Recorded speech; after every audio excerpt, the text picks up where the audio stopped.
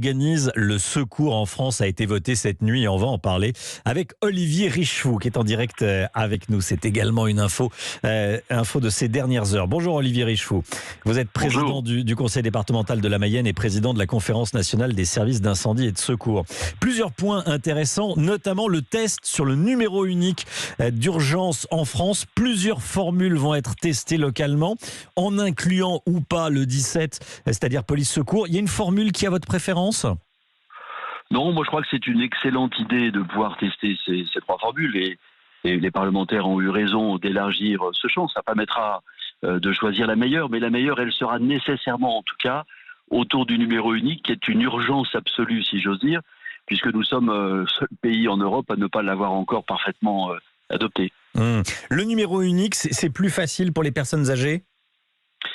C'est plus facile pour tout le monde. Vous savez, quand vous allez à l'étranger, vous recevez un texto de votre opérateur téléphonique qui vous donne tout de suite le numéro d'appel en cas d'urgence à faire dans le pays dans lequel vous arrivez. Donc bien évidemment, pas seulement pour les personnes âgées, mais pour tous les citoyens, avoir dans des cas de stress un seul numéro en tête, ça facilite bien évidemment l'appel téléphonique et donc l'organisation des secours qui vont avec. Effectivement. Ce qui est également intéressant dans cette loi, ce sont les avantages qui vont être renforcés pour les entreprises qui salarient des pompiers volontaires. Il y a 200 000 pompiers volontaires, et on les salue, qui existent en France. Ces pompiers peuvent être artisans, ils peuvent travailler dans une entreprise, être cadres, mais quand on les appelle, il faut qu'ils y aillent. Et leurs patrons, pendant ce temps, ils ne les ont pas sous la main. Donc on aide les entreprises, elles vont être mieux indemnisées ?